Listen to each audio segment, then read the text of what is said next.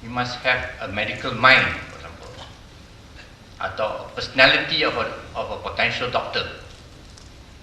Itu kita tahu masa dia nak buat pemilihan. Bukan saja dia lihat dari segi keputusan pemeriksaan. Jadi skala persediaan itu akan mula iskak. Jadi pelajar di sini, bila dia tahu bahawa dia belajar di sini untuk menjadi doktor misalnya, atau untuk menjadi engineer, itu merupakan motivasi pada dia. The carrot is already hanging.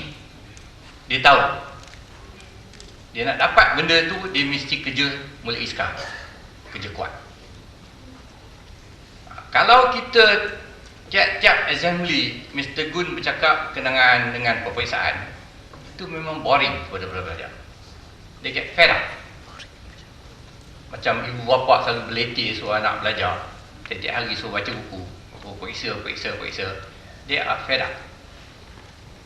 Tapi kalau kita cakap berkenaan dengan jadi doktor ke, jadi businessman ke, dan pendapatan boleh 150,000 sebulan, atau dapat kerja yang dapat kerja 33,000 sebulan, that is something to talk about. Itu akan menggalakkan. Dia tahu dia kaya. Dia boleh bawa Mercedes, bawa Rolls Royce, Ferrari, Porsche ke, isu hantar anak ke sekolah balik sini dengan naik Porsche.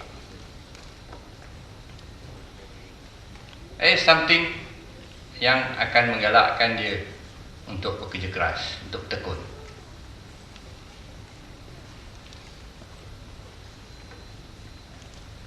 Namun demikian, satu lagi perkara yang penting yang kita dapat pastikan ialah individual monitoring. Kita akan monitor pelajar itu dari segi akademiknya dan juga dari segi kelakuannya, perangai, attitude-nya.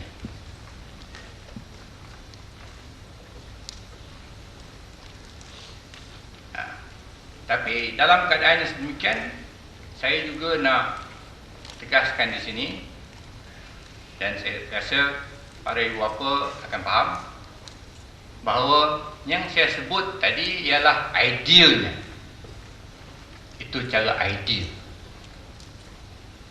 perfect, a perfect situation. But you also must know that this school diuruskan oleh manusia biasa. Jadi akan ada kelemahan-kelemahan, akan ada kekurangan.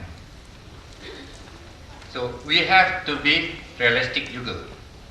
Kita perlu realistik juga.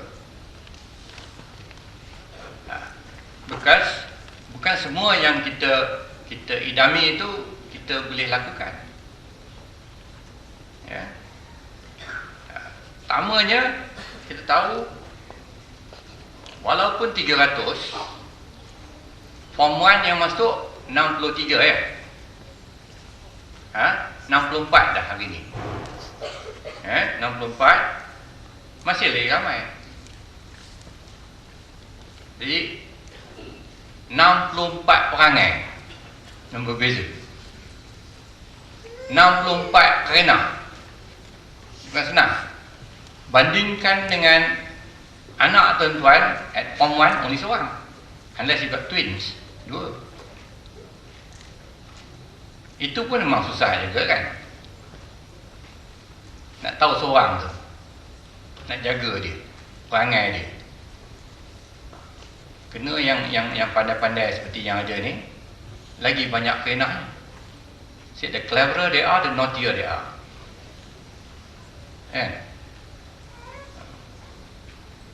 So ini 60 lebih, 300. Satu. Nombor 2-nya, time constraint. Masa yang ada nak kita nak menguruskan pelajar ni memang terhad.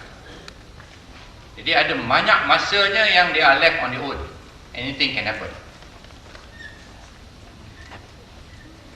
So dengan time constraint-nya kita ada resource constraint, resources. Tak cukup orang. Walaupun nisbah 1:20, it's very big already, very good. 20 pelajar bagi satu guru. Satu guru untuk 20 pelajar. It's big. Jadi tiap-tiap guru nak kena jaga 20 orang. Jadi di sini, bagaimana kita nak mengatasi masalah itu? Pertamanya, yang saya sebutkan tadi ialah bantuan ibu bapa. You also have to monitor pelajar ni daripada jauh. Bila dia orang balik dan sebagainya, you have to monitor, you have to know. Jangan wash your hands. Jangan fikirnya your problem is solved kerana anak kita dah masuk sekolah ni. Sekolah buat asrama penuh. Kalau ada 5 orang anak, one problem solved already. Ada salah. Anggapan itu adalah salah. It's wrong. You have to monitor, you have to know what happened to them. Tapi kita tak naklah tuan-tuan dan puan masuk sekolah ni tiap-tiap hari. Jenguk tiap-tiap hari, pakai banyak kelas. Ya, bawa Kentucky Fried Chicken tiap-tiap hari, bagi guard. No. Datang ambil tempat cikgu. No. Kalau tuan-tuan nak masuk sini jadi cikgu, boleh. Apply. Apply kepada city. Ya, kita boleh interview. But if you can't teach, then let the teachers do their work. Ya. And then the other thing is, nak solve this problem is, ialah mindset kita, anggapan kita kena dengan guru-guru di sini. Who are they in this school? You have to look at them as merely facilitators.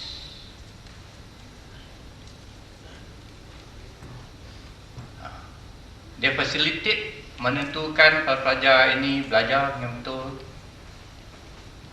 And then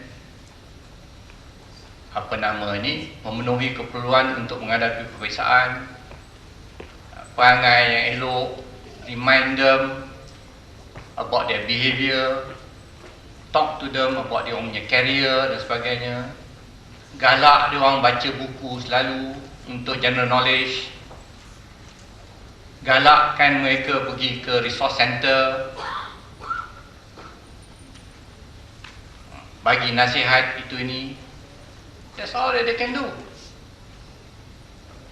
You are not going to expect guru kita di sini tiap-tiap malam pergi tepi katil budak baca buku untuk budak. Kerana kita nak general knowledge yang luas. Kita baca untuk budak itu.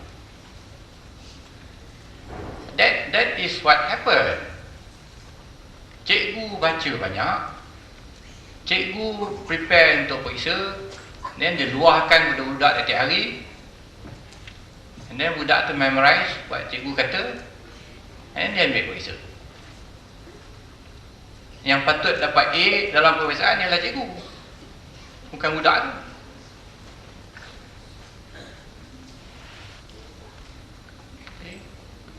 That is where it's wrong. Jadi yang boleh cikgu buat di sini cara berterus terang, I think you have to accept that fact, is the teacher can only act as facilitators. That's why banyak orang kata behind the success of every student is the teacher. Sometimes can be considered a myth. Not true. Behind the success of every child is the child. He is successful because of him. The teacher is the facilitator. Of course, the teacher boleh claim yang dia tolong budak itu successful. Yeah? Yes. He helped. But tidak 100% Bukan dia yang duduk peperiksaan, bukan dia yang belajar tiap hari. No, that is important. So jangan look at our teachers di sini sebagai magician. Pasti anak kita berjaya. Kalau anak kita malas, marah cikgu. Anak kita dapat low marks, marah cikgu. No, you're wrong. Jadi kita tak nak pelajar di sini over dependent on cikgu. Tapi di sini kalau cikgu malas, kita buat.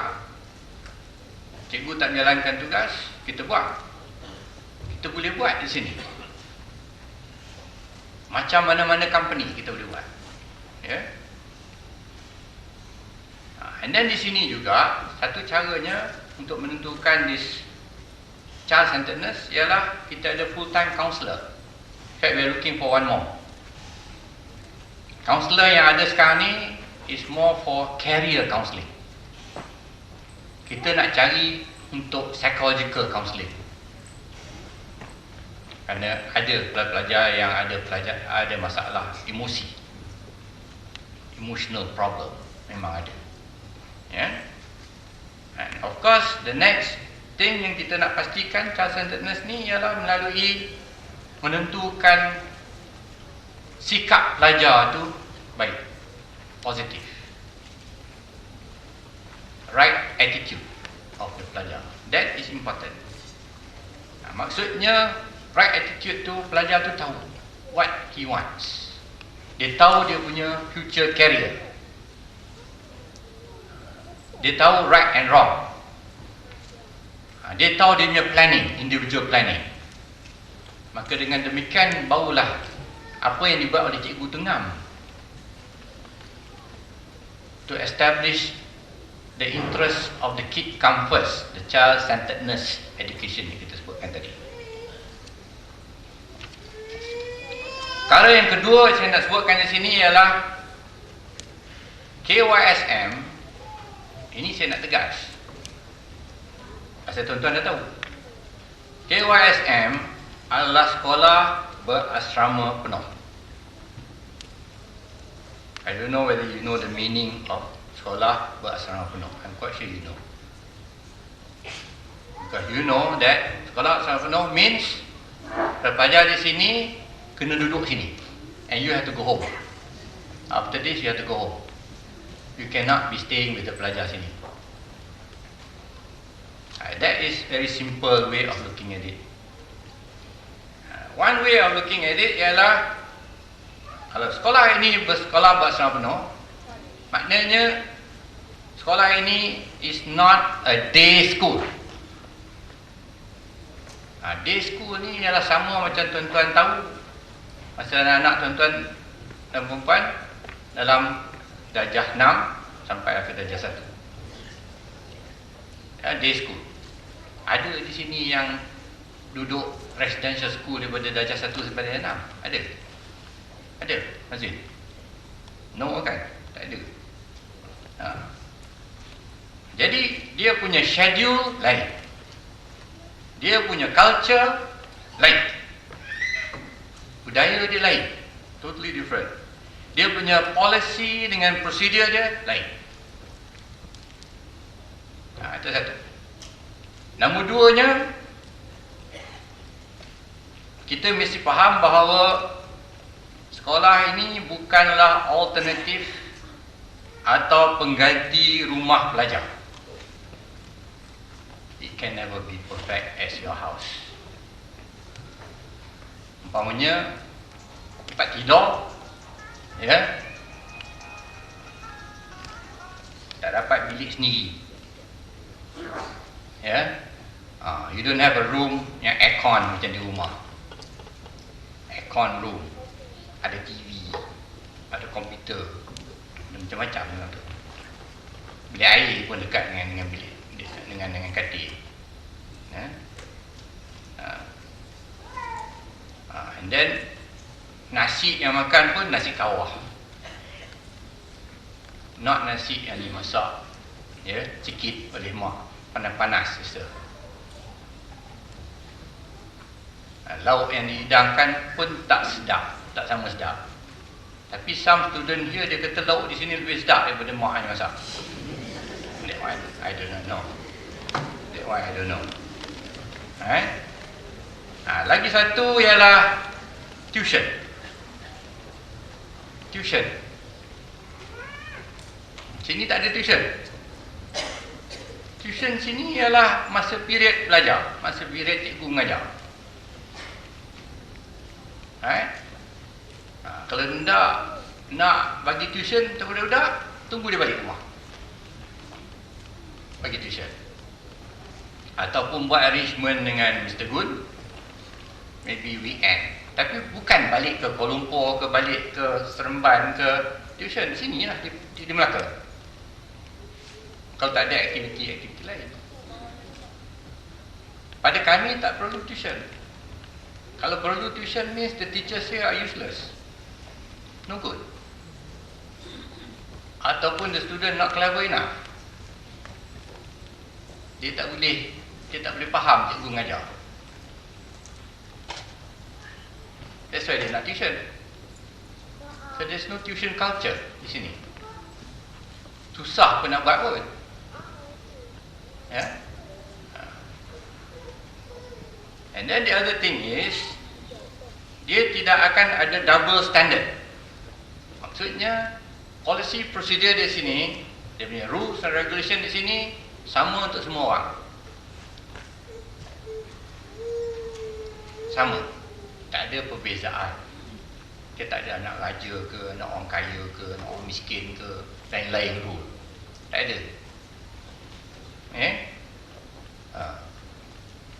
No such thing. Kalau nak pergi umrah, nak bawa anak, tunggu cuti sekolah. Jangan panjang pula cuti sekolahnya, umrahnya dipanjangkan sampai dah buka sekolah budak tak balik. Tak boleh. Nak apa nama ni, hantar anak ke dentist umpamanya untuk mencantikkan giginya, apa nak buat braces dan sebagainya. Study the school punya kalender. Pilih masa cuti sekolah. Jangan pilih masa sekolah. You cannot take the kid back. Kita ikut sama macam kita buat di sekolah asrama penuh kerajaan, dan sama macam di sekolah asrama penuh di United Kingdom. Anak noble ke tak noble ke, sama. Anak agung ke, sama.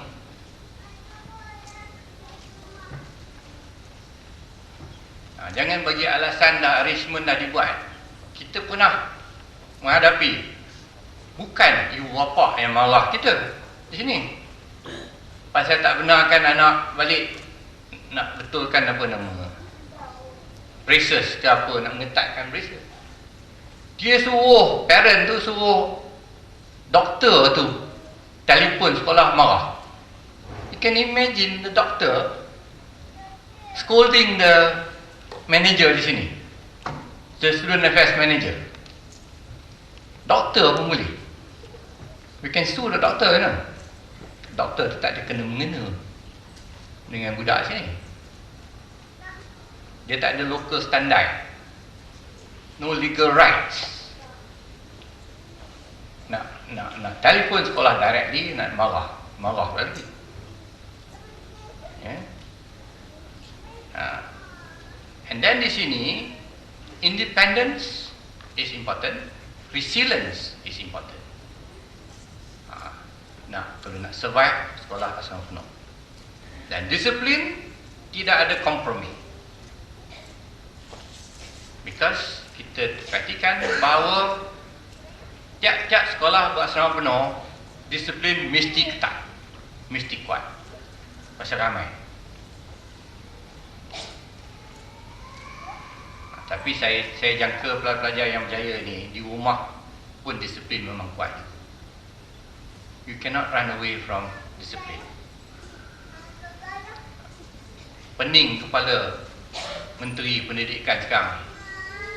Dia take over sebagai Menteri Pendidikan, suddenly he realize there's so much social problem di sekolah-sekolah, termasuk sekolah-sekolah buat serang penuh. Macam-macam berlaku. Jadi macam di sekolah ini juga, kalau kita tak berhati-hati, kecurian berlaku, coupling berlaku. Sekolah ni co-ed. Jadi kita boleh cakap pasal future career, kan? Dia tambah lagi. Dia ada doktor dan juga dia nak ada girlfriend awal. Ya? Jadi dalam keadaan sedemikian, tuan-tuan dan puan, saya nak bagi tahu daripada awal-awal lagi, iaitu bukan semua pelajar sesuai untuk sekolah berasrama penuh. No. But it does not mean your kid is useless. Yang mana yang tak sesuai untuk sekolah berasrama penuh, bukan maknanya dia tak guna budak tu. No, dia memang tak sesuai. Jadi jangan paksa. Kalau didapati sedemikian, lebih baik keluar. Lebih baik keluar. Ya. Kita dah tahu, InsyaAllah semua 64 masuk sini okey, no problem, InsyaAllah. Tapi jangan anggap budak itu is not a tough kid kalau dia tak boleh sesuai di sekolah asrama. No. Memang terbukti. Ya, ada orang, saya tak nak namakan, tapi saya tahu, ya, who is very very successful, ya, hanya can survive di Malay College sehari je, berarti dia keluar. Tapi sekarang dia anggap diri dia as old boy of Malay College. Dia pun celebrate 100 years juga. Tak apa, it's okay. Satu perkara lagi yang saya nak tegaskan, perkara ketiga, ialah masuk sekolah KYSM ini bukanlah merupakan satu magic, satu panacea bahawa pelajar masuk sini akan pasti berjaya. Ya, maka dengan demikian ibu bapa boleh balik selesa, wash your hand, everything is taken care of. Anak saya ni pasti akan pergi overseas. Kerana pengurusi lembaga pengurus dah cakap, wawasan memang ada. Right? No. Kejayaan di sini tidak boleh capai kalau nombor satu, kita dapat perhatikan sebelum itu, ya. Sebelum itu kita dapat perhatikan, saya bagi tahu berkenaan dengan kita punya keputusan PMR baru-baru ni. Semua pelajar kita, ya, semua pelajar kita 56 orang. 56 orang. 54 semua dapat A.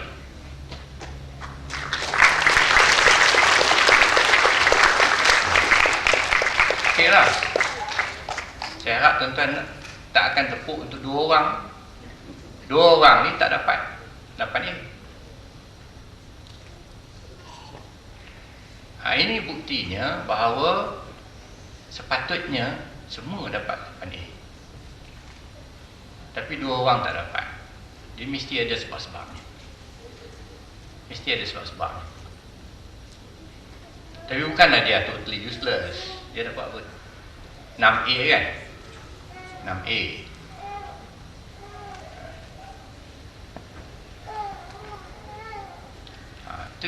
Kita nak buktikan bahawa dia bukan satu magic. Semua akan dapat 8A. Ya?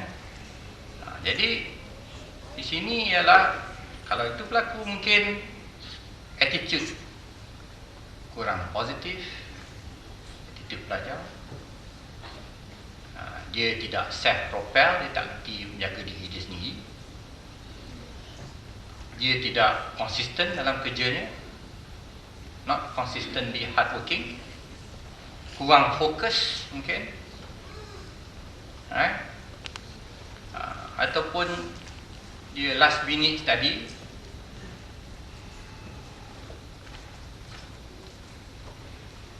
Jadi di sini kita nak pastikan bahawa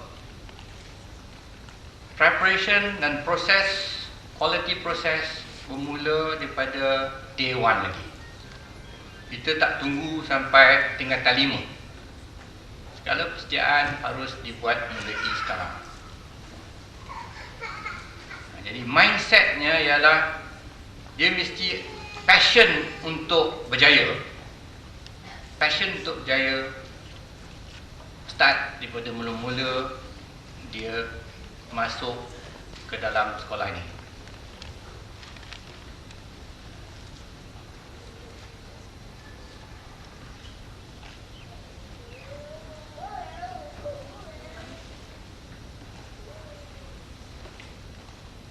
Dan di sini mana tuan-tuan dapat faham bahawa kurikulum di sekolah ini, kurikulumnya ialah value added curriculum. Maksudnya dia kurikulum di sini iaitu program pendidikan dan latihan di sekolah ini adalah lebih luas daripada KBSM.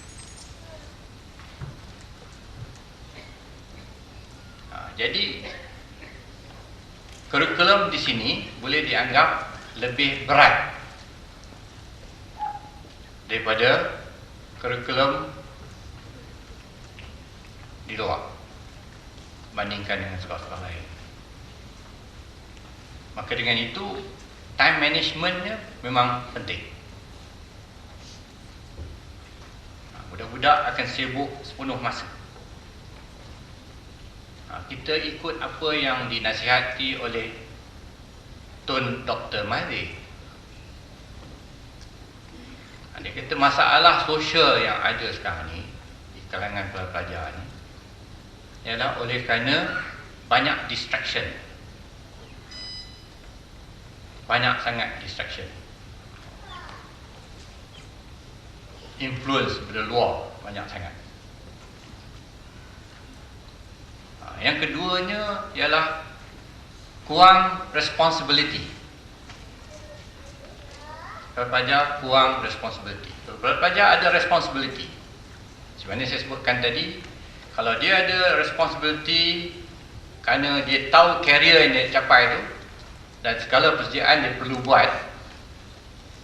Kalau dia terlibat dengan co-curriculum banyak dan sebagainya, maka dia ada responsibility. Maka biasanya pelajar ini akan berjaya. Dia bertanggungjawab.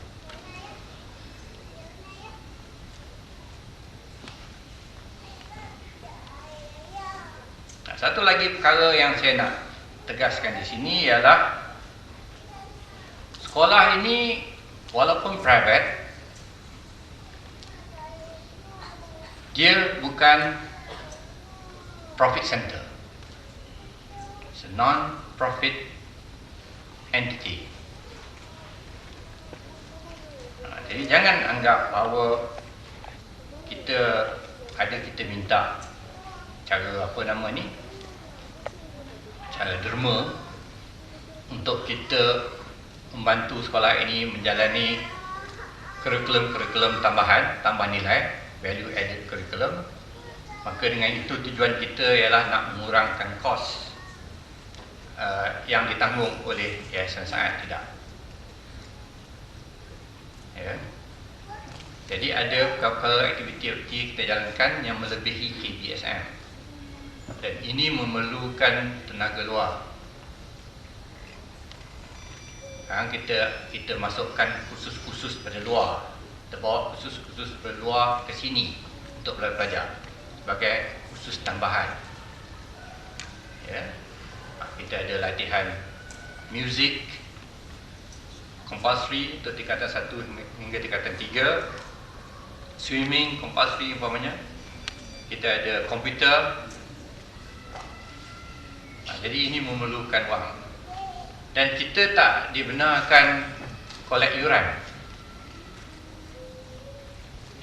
ya, kerana ini adalah diuruskan oleh yayasan,